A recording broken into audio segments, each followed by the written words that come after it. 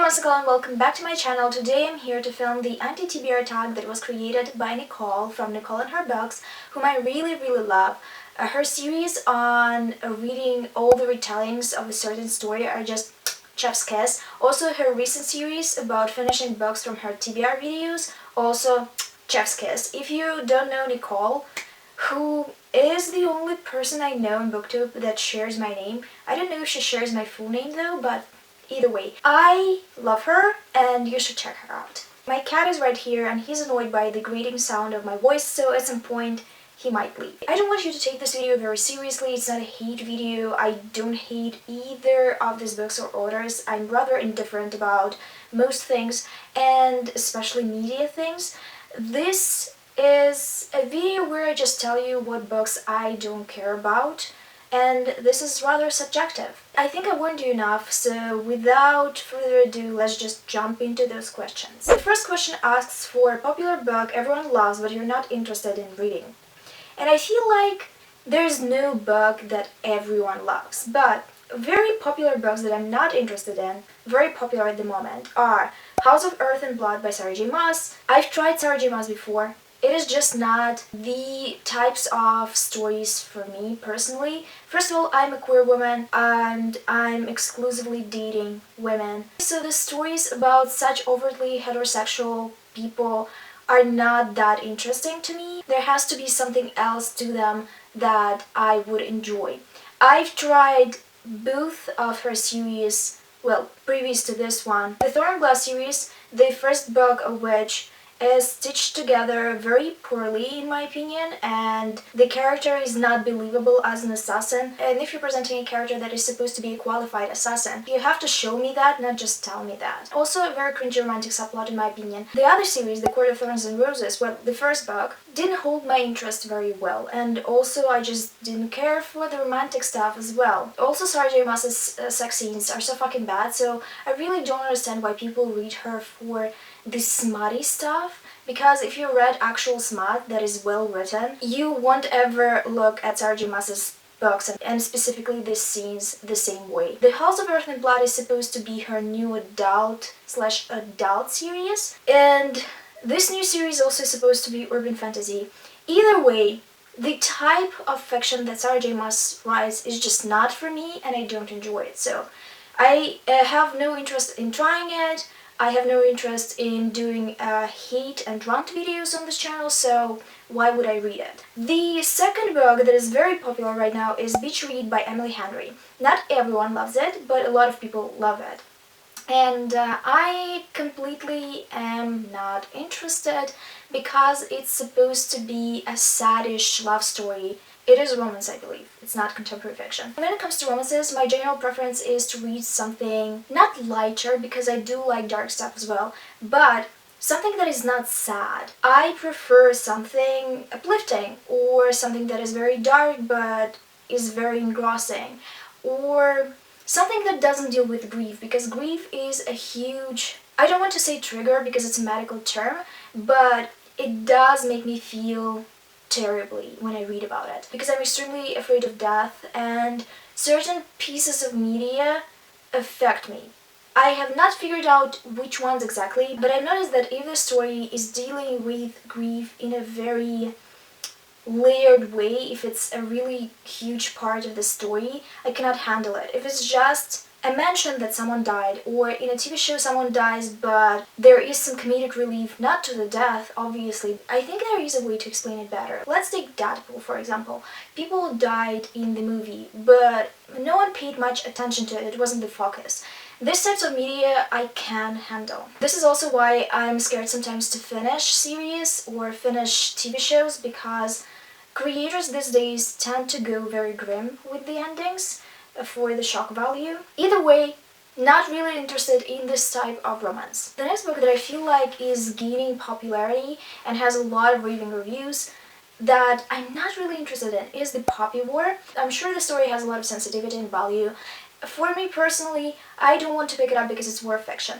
And if you ever studied Russian literature, you know that we have a lot of war fiction. Most of it, we read while we are in high school. And I survived War and Peace and other war fiction, Russian war fiction that you've never heard about probably, to never read war fiction again, because it's just not the type of fiction that I like. The next question asks for a classic book or author that I'm not really interested in reading. I don't give it much thought, classic books and classic authors in general. I don't really mind reading classics, even though they do take a bit more time because of the language, especially because I'm reading in English. The only thing that I won't touch is plays.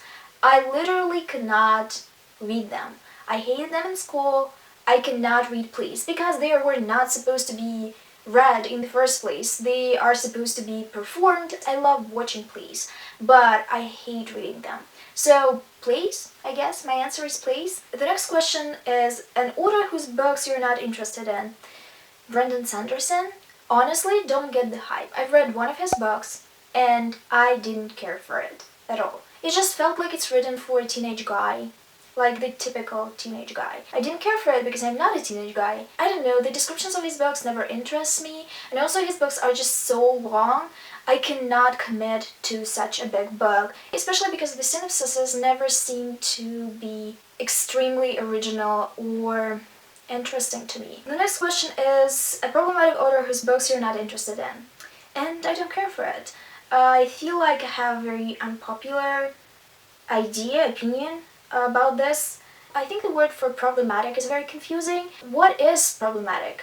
Problematic for a vegan is a person who eats meat. Problematic for a climate activist is someone who takes planes. The terminology became very subjective. It's not a deciding factor for me, and if I'm interested in a book, I'm going to pick it up. The other question is what interests me. I definitely am not interested in reading a book about homophobic characters, for example. And usually if the author is homophobic, the book is also going to be homophobic unless they ignore the topic completely. So that is the way I see it. Also, I'm not interested in penalizing people because they've had some kind of tiff on Twitter with the person that didn't respect their boundaries enough. Also, we all fumble sometimes, and I don't feel like penalizing people for that either. I prefer to not set up standards for other people that are higher than I put on myself. And also, I just don't have the time and energy to be petty. I know that some people literally write down what some authors did, and it is a bit funny to me. Like, you do you, I'm just not going to participate in it, because some of the things in those lists I've seen the authors had done are just so unimpressive, and I don't really think are problematic. So I don't know how you choose your reading material. It is completely your business, and how I choose my reading material is also my business. I feel like people inject themselves too much into other people shit, and I don't understand it because who has time? Like, I couldn't care less about strangers on the internet. And I feel like my life is easier for that. I do what I feel like is moral for myself. And I don't feel like going into other people's spaces and telling them what to do with theirs, if it makes sense. If they are shitty people, in my opinion, I just don't want to engage with them, and that's all. The next question is an author you've read a couple of books from and have decided they're not for you. This is definitely 𝕋𝕼𝔾𝕊𝕋𝕀ℕ𝔾. We already talked about it. I've read a couple of her books. They were not for me. The next question is a genre you're not interested in or can't get into. I have some that I'm not interested in, and some that I figured I cannot get into.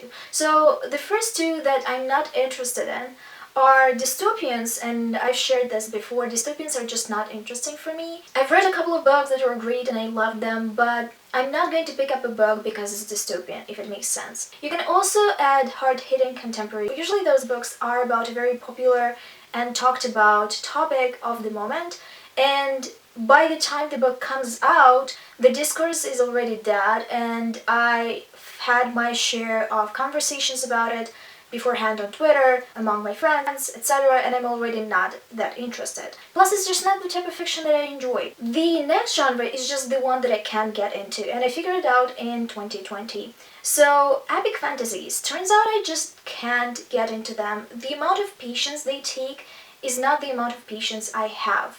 The amount of world building and word vomit is just too much for me. I don't have the patience for so much exposition. I love exposition, I love interesting magical systems, but in epic fantasies, it's as if it's a rule to write them in the most complicated and convoluted way. So that is all in the genres, I think. The next question is the book you bought but you are no longer interested in and don't want to read anymore. I have a lot of them, I bet, on my shelf. I'm usually really bad with reading physical books and I own quite a few, so that is something that needs to change. But I'm also very cheap in a way because, as I've said, I'm trying to use all the things that I buy because otherwise it really feels like I just wasted money. So, the only book that is just not doing anything for me is Ready Player One. I don't even know why I bought it. I feel like I was blindsided in the bookshop. I just saw it, I knew what it is, and I picked it up. Because I didn't recognize any other books on the shelves at that time. But I also think that I'm going to get over this book and its reputation at some point and just bite a bullet and read it. I don't think I'm going to enjoy it, but I paid money for it, so I'm going to suffer. It's probably not the healthiest way of dealing with that, but who cares? The next question is, series you're not interested in or you DNF'd? I think a lot of them actually, and I'm going to go for DNFs only. The most popular and recent ones are Anita Blake series by 𝕋𝔸𝔾𝔾𝕊𝕋𝕀ℕ𝔾, a very popular series, an older series too, and I had so many expectations. I'm still looking for very long urban fantasies that I'm going to be very invested in, and I'm trying a lot of different ones, and this one just wasn't it. I just didn't enjoy it. I know that a lot of people really love it. I feel like part of it is nostalgia, and part of it is just willing to get through more books than just one, but I just didn't like anything about it. I gave it 3 stars though, so maybe I liked some things, but it was not enough for me to continue. Also, the vampires were so fucking bland in this book. The next series that I decided to DNF is the Children of Blood and Bone series. The concept of this book is very cool. The world building in this book is very cool. But the characters just lacked something interesting for me. I didn't care for them, and also I just didn't care for the plot as well. It was promising, the idea was promising, I really enjoyed the setting, but other things didn't keep me interested, so I DNF'd this book halfway through, and I am not regretting this choice much. I feel like it's going to make a cool movie and I would be willing to watch it. I'd actually be very excited, but as a book, which takes much more energy to consume, this was not it for me. The next question is, a new release you have no interest in reading. My first instinct is to say Ready Player 2 by Ernest Cline, but it's kind of cheating because I have not read the first book, so I have to think about it for a little bit. The book that I see a lot in my Twitter timeline is This Violent Delights by Chloe Gang, and while it sounds a bit interesting, I'm not going to lie, the fact that it's a Romeo and Juliet retelling really turns me off. I just don't like the story. Fuck. You scared the fuck out of me. What I was saying. Oh, so I just don't care for Romeo and Juliet in general as a story. I don't live for that kind of drama. I just don't care for it. As a concept, two families that hate each other and one of theirs falling in love with each other sounds interesting, but the way the things in Romeo and Juliet developed and the fact that they are 14-year-olds just turns me off. I mean, I've seen a lot of adaptations. This book being pitched as a retelling just doesn't do it for me. That is all, I think. I'm going to tag some people in the box down below. And on that note, that's the end of the video. If you want to reply to the questions of the tag in the comments down below, please do. I would like to see your answers. Some of them might be my favorite books, and I swear I'm not going to be mad about it. If you reached this point of the video and you just want to acknowledge that you've seen it, leave the emoji of this person doing this, saying no probably. A good representation of this tag. Thank you for watching this video. I hope you enjoyed it. Don't be upset if I mentioned one of your favorite books. You could tell me why you love them in the comments down below. It might not change my mind, but I mean, other people are going to watch this video and are going to scroll to the comments, and perhaps they will see your comment and would be motivated to pick up your favorite book. That is all. Thank you again, and I'll see you with another video soon. But until then,